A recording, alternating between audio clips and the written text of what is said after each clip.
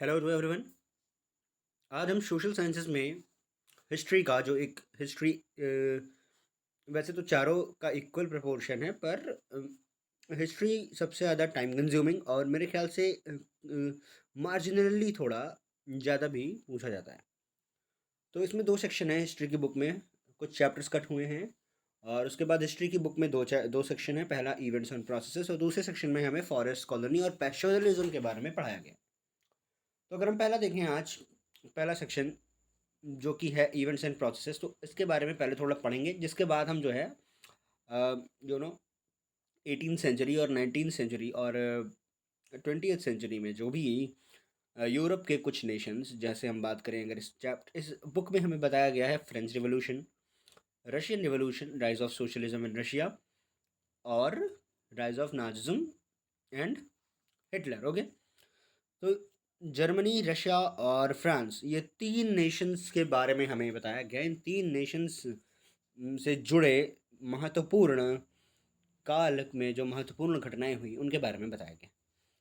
तो अगर हम इस सेक्शन का ओवरव्यू लें, जिसके बाद हम फ्रेंच रिवॉल्यूशन स्टार्ट करेंगे, तो इस सेक्शन में हमें बता रहा है कि in section 1 you will read about the French revolution, obviously I told you, the Russian revolution and the rise of Nazism. In different ways all these events were important in the making of the modern world. हाँ, अब बता रहा है कि ये तीनों event अलग अलग तरीके से जो आज का मॉडर्न वर्ल्ड है इसको रिवोल्यूशनाइज करने में, इसको बनाने में, like it can be said that these are the building events of the modern world. Okay, तो चैप्टर 1 फ्रेंच रिवोल्यूशन में, फ्रेंच रिवोल्यूशन से बाकी उसके बाद French revolution one of the initial revolution था अगेंस्ट मोनार्की और any such forms of government. Okay, where the rights of citizens are not being cared of. तो उसके बाद से कई सारे यूरोपियन कंट्रीज नहीं, इनफैक्ट इंडिया में भी दो ऐसे बड़े लीडर्स थे। आप बताइए मुझे, रिकॉल मतलब आप बताइए। तो उन्होंने भी फ्रेंच रिवोल्यूशन की पैरवी की थी। और चैप्टर 1 फ्रेंच रिवोल्यूशन के बारे में, today we often take the ideas of liberty, freedom and equality for granted. आज हम भले ही ये तीनों को ग्रांटेड ले लें, वैसे अभी भी ग्रांटेड लेने लायक सिस्टम है नहीं हमारे कंट्री में और भी पूरे वर्ल्ड में। इनफैक्ट आप देख सकते होंगे, मैं मेरे हिसाब से बिना फ्रेटर्निटी के इक्वलिटी नहीं आ सकती। तो अगर ये लिबर्टी, फ्रीडम और फ्रेटर्निटी भी कर दे तो उसमें कोई प्रॉब्लम नहीं है। अगर कहीं फ्रेटर्निटी नहीं है तो वहाँ पे आप इक्वलिटी ला नहीं सकते हैं। But we need to remind ourselves that these ideas also have a history. Obviously इन आइडियाज की हिस्ट्री है, जो आज हो रहा है वो भी हिस्ट्री बन जाएगी। History history history is ever changing subject. तो by looking at the French revolution you will read a small part of that history. French revolution से हमें उसके बारे में थोड़ा सा आइडिया लगेगा कि लिबर्टी, इक्वालिटी और फ्रीडम की हिस्ट्री क्या है, ऑब्वियसली पता लगेगा। इनफैक्ट ऑरिजिन यही से सबका हो रहा है। Okay, the French revolution led to the end of monarchy to in France. French revolution से मोनार्की एंड हुई फ्रांस में, और उसके बाद कई कंट्रीज में ये सिलसिला चल पड़ा कि हमें भी डेमोक्रेसी के लिए लड़ना है, कॉन्स्टिट्यूशन चाहिए एंड ऑल दैट। उस जमाने में उन्होंने रिवॉल्यूशन कर दिया। आज कितना मुश्किल है रिवॉल्यूशन करना, इतनी चीज़ें होने के बावजूद। Society based on privileges gave way to a new system of governance. तो वहाँ की जो सोसाइटी थी उसमें अलग अलग क्लासेस के पास अलग अलग प्रिविलेजेस थे। तो अगर प्रिविलेजेस पे बेस्ड होगी सोसाइटी कि इनको ये फलां प्रिविलेज मिलेगा, इनको धमा प्रिविलेज मिलेगा, और क्राइटेरिया बेसिस कुछ नहीं, just because they belong to certain group, they belong to the family of you know family of people from courts, जो भी नोबल फैमिलीज थी या जो भी क्लरिक्स थे, वो उनको अलग अलग प्रिविलेजेस मिले थे, और जो वर्किंग क्लासेस थी उन्हें प्रिविलेज नहीं। तो ये तो मतलब जो बेसिस ही कॉस्ट है, वो इक्वलिटी की तो एकदम से समझ लीजिए आप बैंड बज गई। तो बस उसी के अगेंस्ट ये रिवोल्यूशन था। Okay, the Declaration of the Rights of Man during the Revolution announced the coming of a new time. फिर जब रिवोल्यूशन हो रहा था तो उसमें राइट्स ऑफ मैन का डिक्लेरेशन हुआ कि इनको ये अधिकार मिलेंगे। तो अधिकारों की बात फ्रेंच रिवोल्यूशन से आप कह सकते हैं स्टार्ट हुई, और एक नया ही समय आ गया पूरी दुनिया में फ्रेंच रिवोल्यूशन के बाद, और फ्रेंच रिवोल्यूशन के दौरान कहना ज़्यादा सही रहेगा। The idea that all individuals had rights and could claim equality became part of our new language of politics, एक ऐसा आइडिया फैला पूरी दुनिया में कि सभी व्यक्ति, सारे individuals, irrespective of anything, okay, rights हैं सबके, और वो राइट्स को उनसे कोई नहीं छीन सकता, और वो इक्वालिटी को क्लेम कर सकते हैं, ओके। और ये राइट्स की बातें करना, इक्वालिटी की बातें करना, ये पॉलिटिक्स में एक नई लैंग्वेज बन गई। आज क्या वापस से अगर हम इक्वालिटी की बात करें और राइट्स की बात करें, तो क्या वाकई में ये मॉडर्न वर्ल्ड ने इसको अचीव किया है? Ponder on it.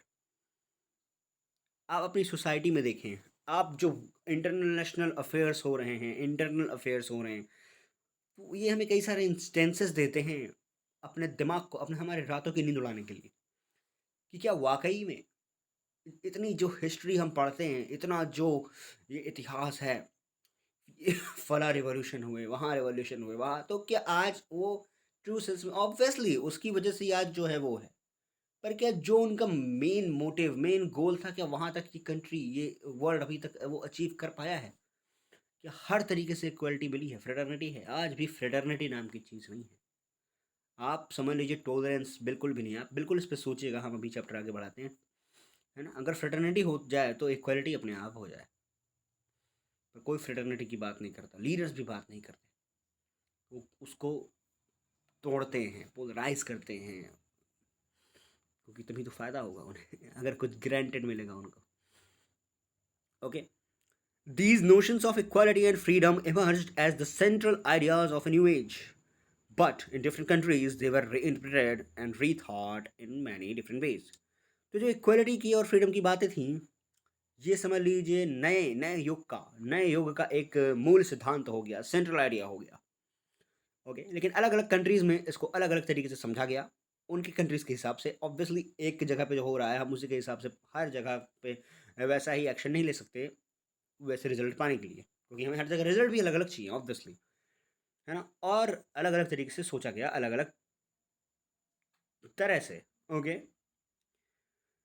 क्योंकि कई सारे फ्रेंच रेवोल्यूशन में खामियां थी, ऑब्वियसली ये बहुत हद तक, एक तो पहली बात, ये इनिशियल रिवॉल्यूशन था, और ये बहुत हद तक सक्सेसफुल भी रहा। मतलब आप समझ लीजिए जो इसका मोटिव था वो तो इन्होंने पूरा किया, मोनार्की एबॉलिश की, पर कुछ तरीके थे यहाँ पे। एक बहुत ही एक्सट्रीमिस्ट क्लब था, जैकोबिन क्लब, तो उसका तो मानना था कि उन्होंने डिफेंड किया था कि वो समझ लीजिए काफ़ी एक्सट्रीमिस्ट थे। वो बात तो करते थे डेमोक्रेसी की, मगर वो काफ़ी एक्सट्रीमिस्ट थे। अगर आप अगर आपके मान लीजिए आइडियाज़ बहुत ज़्यादा अच्छे भी हैं, लेकिन अगर आप उनको थोपने के लिए गलत कदमों का इस्तेमाल करते हैं, तो फिर आप अपने आप में बुरे बन जाते हैं, ओके। तो ऐसी सारी चीज़ें हर कंट्रीज़ में नहीं हो सकती थी, तो उसके बारे में उन्होंने हर जगह सोचा गया। Anti-colonial movements in India and China, Africa, and South America produced ideas that were innovative and original, but they spoke in a language that gained currency only from the late 18th century. Okay, India, China, Africa, South America में भी ideas आए, French revolution से आए, कहीं से आए, और वो इनोवेटिव थे और ओरिजिनल थे, ठीक है। लेकिन वो जिन भाषाओं में बोलते थे ना, उसको एक पहचान, उसको एक समझ लीजिए, उसको वो एप्ट, वो अच्छे तरीके से स्टार्ट हुई 18th सेंचुरी के लेटर हाफ में, लेट 18th सेंचुरी में। और फ्रेंच रेवोल्यूशन भी लेट 18th सेंचुरी पे ही स्टार्ट हुआ था। ये तो बात हो गई फ्रेंच रेवोल्यूशन की। अभी हम ओवरव्यू देख रहे हैं कि इस यूनिट में हमें एक्चुअल में करना क्या है। In chapter 2 you will read about the coming of socialism in Europe and the dramatic events that forced the ruling monarch Tsar Nicholas II to give up power. The Russian Revolution sought to change society in a different way. It raised the questions of economic equality and the well being of workers and peasants. The chapter will tell you about the changes that were initiated by the new Soviet government, the problems it faced, and the measures it undertook. While Soviet Russia pushed ahead with industrialization and mechanism of agriculture, it denied the rights of citizens that were essential to the working of a democratic society. The ideals of socialism, however, became part of the anti-colonial movement in different countries. Today, the Soviet Union has broken up and socialism is in crisis, but through the 20th century, it has been a powerful force in the shaping of the contemporary world.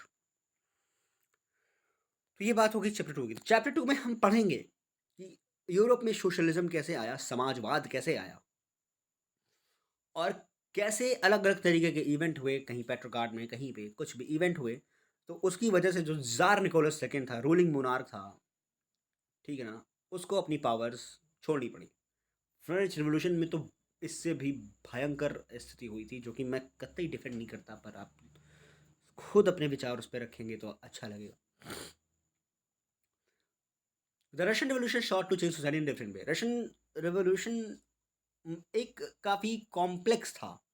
वो लोग के motives अलग थे, तो वो society को change करना चाहते थे अलग तरीके से, ठीक है। तो क्वेश्चन आया कि वर्कर्स की, पेजेंट्स की वेलबींग का, कि उनकी केयर कैसे की जाएगी सोसाइटी में और इकोनॉमिक इक्वालिटी कैसे आएगी। सबसे बड़ी बात, वर्कर्स और पेजेंट्स के लिए इकोनॉमिक इक्वालिटी कैसे आएगी। हर जगह सवाल इकोनॉमिक इक्वालिटी का ही होता है, पैसा पैसा पैसा, सबको पैसे ही चाहिए, और तो इक्वालिटी भी सबसे पहले पैसे में आनी चाहिए। अच्छा, वो अगर आ जाए ना तो फिर पैसे की इतनी वैल्यू भी नहीं रह जाएगी, और वो इम्पोर्टेंट है। पैसों को बहुत अहमियत दी जा रही है आजकल। The chapter will tell you about the changes that were initiated by the new Soviet government, the problems it faced, and measures it took. Obviously, यही ऑब्जेक्टिव्स होते हैं हर चैप्टर में। तो इस चैप्टर का ऑब्जेक्टिव रहेगा, सेकंड चैप्टर का, कि नई जो सोवियत सरकार आई, तो उसने कौन कौन से चेंजेस है ना स्टार्ट किए, कौन कौन से बदलाव किए, कौन कौन सी प्रॉब्लम फेस की, और क्या क्या उन्होंने स्टेप्स लिए उसके लिए। तो सोवियत रशिया जो था, उसने इंडस्ट्रियलाइजेशन, है ना, से आगे बढ़े, एग्रीकल्चर के मैकेनाइजेशन से आगे बढ़े, लेकिन उन्होंने सिटीजन को वो राइट का डिनाई कर दिया जो कि डेमोक्रेटिक सोसाइटी की वर्किंग के लिए एसेंशियल थे। ओके, जो सोशलिज्म का आइडिया था हाउएवर, वो एंटी कॉलोनियल मूवमेंट का एक पार्ट बन गया अलग अलग कंट्रीज़ में, और आज भले ही सोवियत यूनियन टूट चुका हो और सोशलिज्म पे खतरा मंडरा रहा हो, इनफैक्ट हर कंट्री में आजकल यही सिस्टम है, लेकिन 28th सेंचुरी के दौरान ये एक बहुत ही पावरफुल फोर्स बन के उभरा था। पूरे दुनिया को समकालीन, उस वक्त की पूरी दुनिया में एक पावरफुल फोर्स बन के उतरा था, उस दुनिया को रीशेप करने के लिए। समझ में यहाँ कैसे सोशलिज्म के आइडिया ने फोर्स किया मोनार्क को गिव अप करने के लिए, फिर कैसे नई पावर आई, मतलब नई गवर्नमेंट आई, सोवियत गवर्नमेंट आई, उसने इकोनॉमिक इक्वालिटी की बातें की और वेलबींग की वर्कर्स पेजेंट्स के। ओके, क्या क्या मेजर उसने लिए वो सब हम लोग ने देखना है, ठीक है ना। तो कई सारे उन्होंने आइडियाज़ को आगे बढ़ाया, लेकिन बेसिक जो जो डेमोक्रेटिक सोसाइटी की वर्किंग के लिए कुछ इंपॉर्टेंट राइट्स होते हैं उसको डिनाई कर दिया, ठीक। तो ये पढ़ेंगे कि कैसे ये एंटी कॉलोनियल मूवमेंट का पार्ट बना, सोशलिज्म अलग अलग कंट्रीज़ में कैसे इनसे इंस्पायर हुई और कैसे कंटेम्प्रेरी वर्ल्ड रीशेप हुआ। अब हम बात करेंगे चैप्टर नंबर 3। चैप्टर 3 आपको ले जाकर जर्मनी। कितना अच्छा होता है, कितना मतलब हमें कितने, अगर हम अपने पूरे हिस्ट्री या सोशल साइंसेस हमारे इमोशंस को कितना चेक करता है, कितना कंट्रोल करता है, ये नॉर्मल सब्जेक्ट्स की तरह नहीं है। तो अगर हम मार्क्स के लिए पढ़ रहे होंगे तो हमें इंटरेस्ट कैसे आएगा, फिर कहेंगे बोरिंग है। आप पढ़ें कि आपको एक पर्सपेक्टिव तैयार करना है, एक ओपिनियन तैयार करना है, और आपको अपने इमोशंस को कंट्रोल में चेक करना है, तो आपको हिस्ट्री से बेहतर जगह कहीं नहीं मिलेगी। ओके, हम चलते हैं चैप्टर 3, आपको ले जाएगा जर्मनी और हम ले जाएंगे आपको चैप्टर 3 में। तो वो डिस्कस करेगा हिटलर की राइज और नाजिज्म की पॉलिटिक्स के बारे में, ठीक है ना। हिटलर का राइज और नाजिज्म की पॉलिटिक्स कैसी थी। आप पढ़ेंगे चिल्ड्रन और वमेन के बारे में, नाजी जर्मनी में स्कूल्स के बारे में, और जो कैंप्स बने थे, बहुत सारे कैंप्स बने थे वहाँ पे, कॉन्सेंट्रेशन कैंप्स बने थे, जो कि बहुत ही भयावह स्थिति होती थी। You will see how Nazism denied various minorities a right to live, how it drew upon a long tradition of anti Jews feeling to persecute the Jews, and how it waged a relentless battle against democracy and socialism. But The story of Nazism rise is not only about a few specific events, about massacres and killings. It is about the working of an elaborate and frightening system which operated at different levels. Some in India were impressed with the ideas of Hitler, but most was the rise of Nazism with horror. The history of the modern world is not simply a story of the unfolding of freedom and democracy, it has also been a story of violence and tyranny, death and destruction. Chapter 3 Germany जाएंगे, हम discuss करेंगे Nazism के और Hitler के rise को, प्रभुत्व को। आप पढ़ेंगे चिल्ड्रन और रोमन के राइट्स को, चिल्ड्रन और रोमन के बारे में, नाजी जर्मनी में स्कूल्स के बारे में, कंसंट्रेशन कैंप्स के बारे में। आप देखेंगे कि कैसे नाजिज्म ने जिस राइट्स की हम बात करते हैं, वो राइट्स को तो छोड़िए, राइट टू लिव छीन लिया था माइनॉरिटीज से। उनको जीने का अधिकार, जो बेसिक जीने का अधिकार होता है, वो भी नहीं मिल रहा था।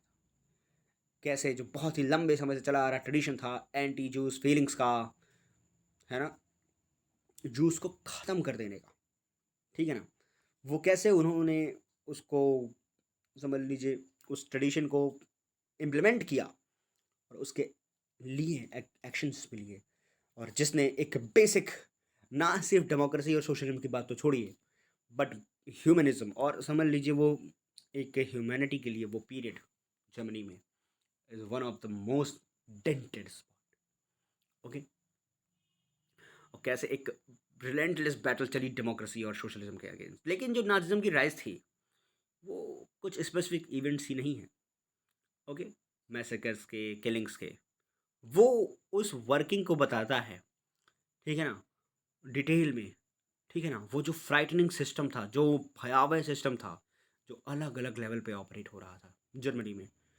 इंडिया में कुछ लोग इम्प्रेस थे हिटलर के आइडियाज से, आज भी वो लोग पावरफुल हैं हमारे कंट्री में।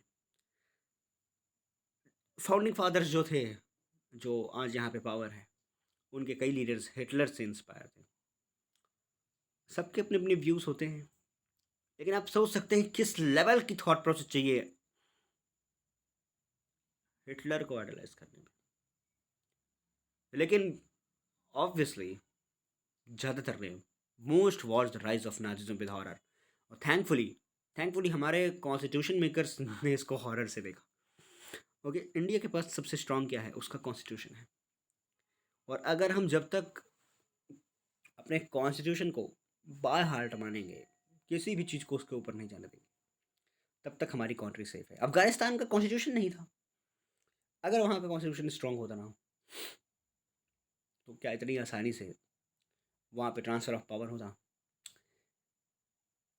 डिपेंडेंसी थी अफगानिस्तान की आउटर वर्ल्ड में, उनकी मजबूरी थी। अगर वही डिपेंडेंसी ना होकर इंटर डिपेंडेंसी होती, तो आज अफगानिस्तान में पावर ट्रांसफ़र ना हो रहा था। ओके, जो मॉडर्न वर्ल्ड की हिस्ट्री है वो सिंपली केवल फ्रीडम और डेमोक्रेसी की परतों को नहीं खोलता है, वो स्टोरी है वायलेंस की, टायरनी की, डेथ की और डिस्ट्रक्शन की। तो इसी आइडिया के साथ हम आगे बढ़ते हैं फ्रेंच रिवोल्यूशन में। वो मेरे ख्याल से ये वीडियो अच्छी हो गई है एक ओवरव्यू के हिसाब से, सिर्फ जहाँ पे हमने चैप्टर स्टार्ट भी नहीं किया, अच्छी खासी लंदी हो गई है। तो अब हम जो चैप्टर स्टार्ट करेंगे वो बेसिकली नए चैप्टर में, अगर इस पर मुझे अच्छा रिस्पॉन्स मिला अलग अलग प्लेटफॉर्म पे, तो हम 100% इसको आगे बढ़ाएंगे। Thank you very much.